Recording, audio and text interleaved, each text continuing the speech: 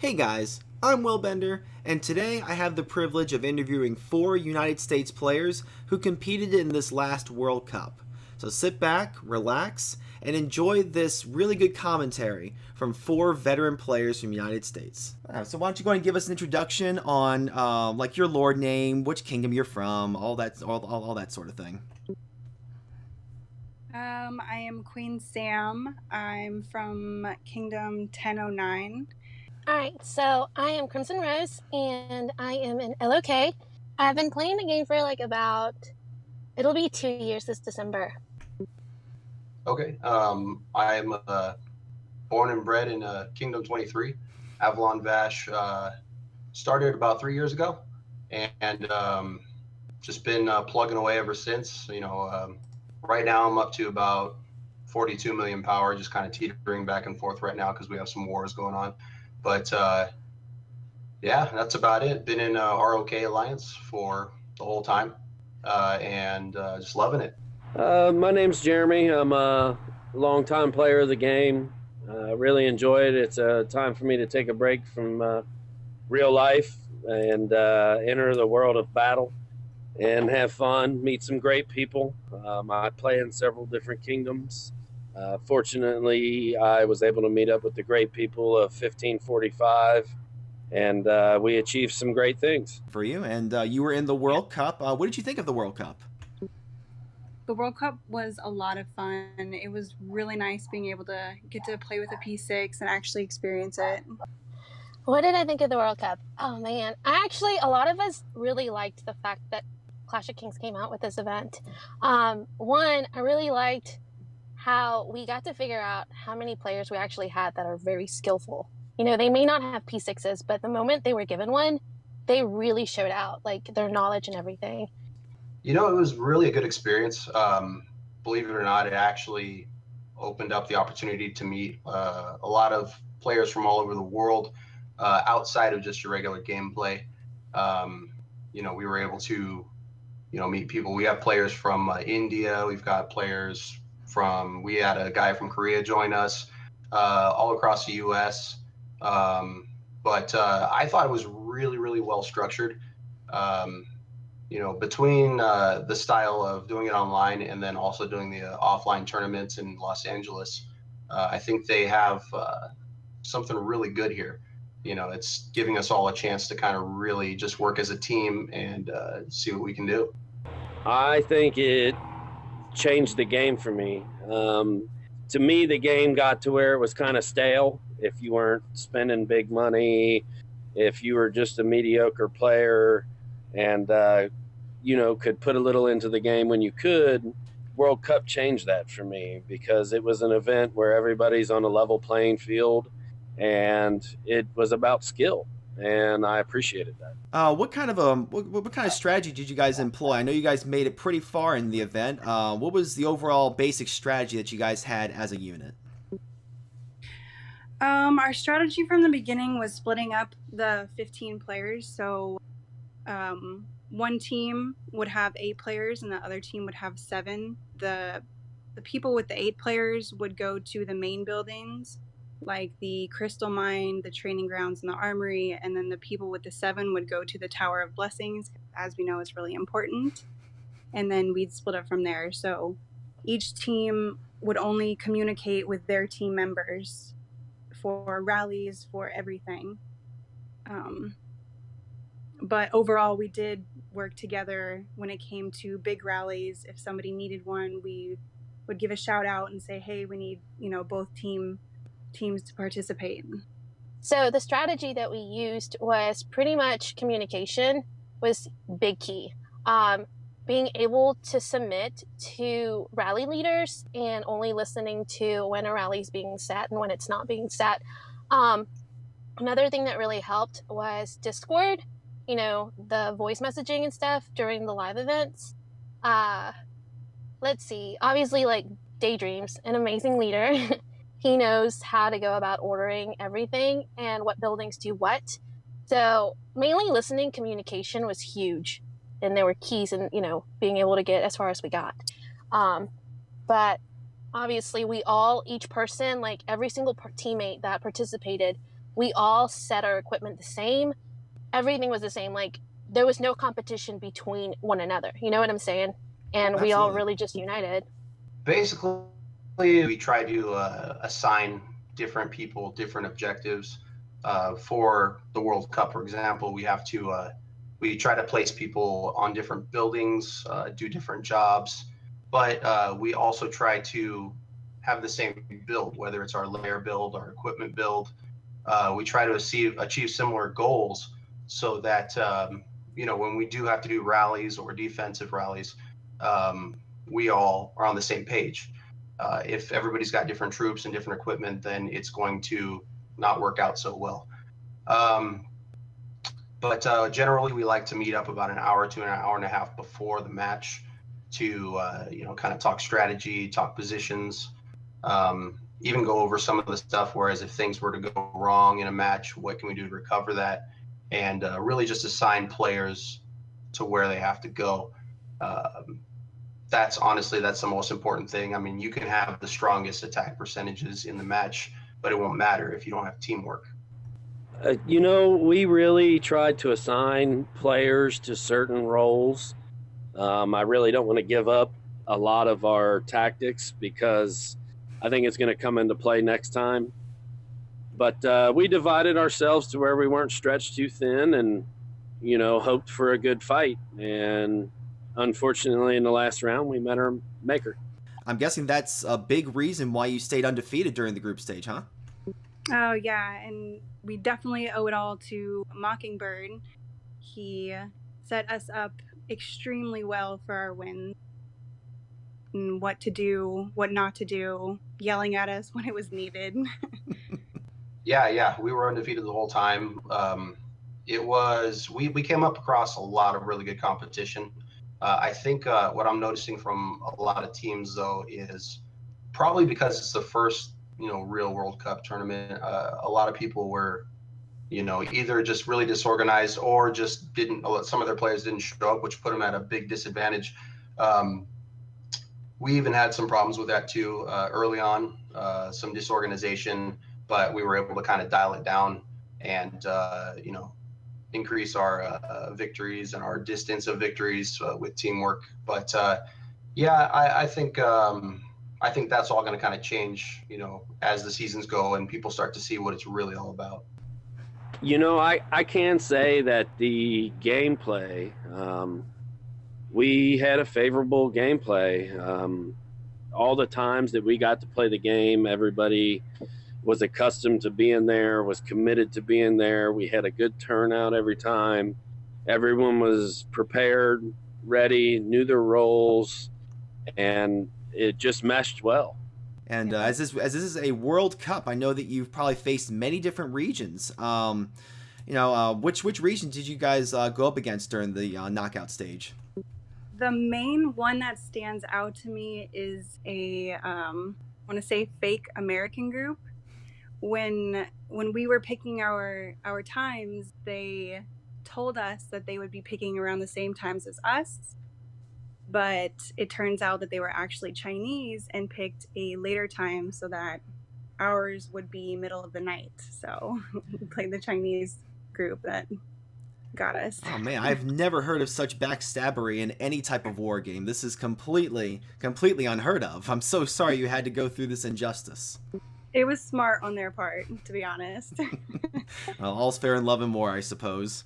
Well, I know the teams we all played initially were U.S. teams, but there was a couple teams. I know one of them was from Russia.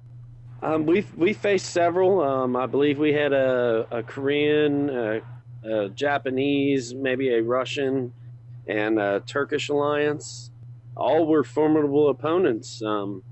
I felt a couple times we got backed into a corner and we really had to regroup as a unit and, fight back. And that was, to me, again, I'll say it, that this competition changed the game for me because it was really fun to be able to work with each other in unison and try to achieve something great. I guess it's a little redundant to ask this question, but how did you feel facing off against teams like this and other teams across different regions?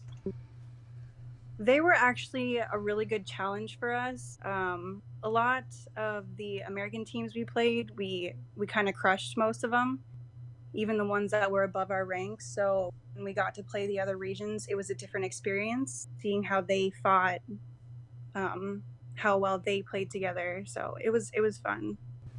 Well, it was definitely different gameplay. Each region had, it seemed like everyone had their own tactic. Everyone had their own objective, and everyone was organized differently.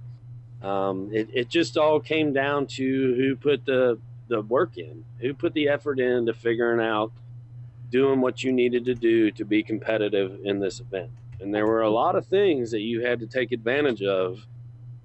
If you knew what you were doing, it made it really easy. And we could tell during the battle who knew what they were doing and what we needed to do to overcome our obstacles to win.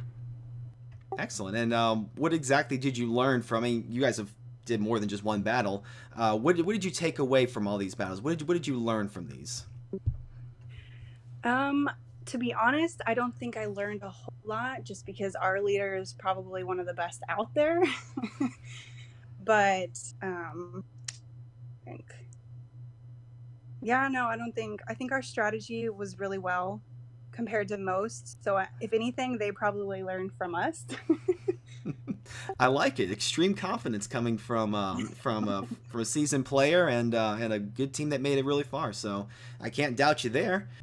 And again, I'll say this is what I loved about this event, is everyone had a different strategy, but every strategy had a way to unlock it. You just had to figure it out, and you had to do it in a timely manner. And to me, that's what made this such a great event. But having faced a lot of different regions, what would you say is probably some of the more impressive features of some of your opponents that you can remember upon? There was one that stood out from our last final match. He got his rally up to 3 million. His stats weren't great, but I'm pretty sure he was the rally starter from the rallies, and having a 3 million rally march was pretty impressive for World Cup.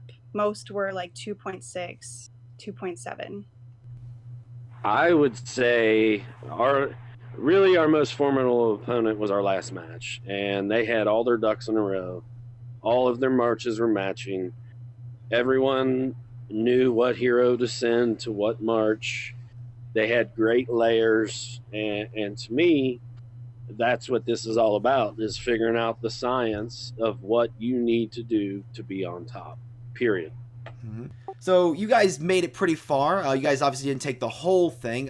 Is there anything that you feel like you could have improved upon, or I guess, yeah, just basically since you didn't achieve the full cup, what would you think would be the best, I don't know, learning experience or things that could be improved upon on either end? Maybe communication for our other team. Our communication was fine because we were able to use Discord and talk the entire time. But there were some tricky parts for communication for the other team. But I think a lot of it had to do with the glitches that the World Cup had. Wasn't necessarily either side's, our opponent or us. It was just the glitching for all of it. Sheesh. I think a big thing that really held us back from achieving our goal was a lot of the glitches in Clash of Kings. As much as I love the game, and a lot of us do, there's always a lot of glitches whenever we enter into these kind of events. You know, everybody's experienced them. But we definitely had a lot of glitches. A lot of us could not, especially in that match that we were eliminated against AGH, like we could not enter rallies. Whenever rallies were being sent, a lot of us could not enter them. We just couldn't join them. And we had to log out of the game, get back in, log out, and get back in. So that was very time consuming, and it definitely gave the advantage to the other team, because I'm not gonna lie, they were on top of everything. They didn't seem to have any glitches or anything. I'm not saying that they didn't have any, but it just didn't look like they did.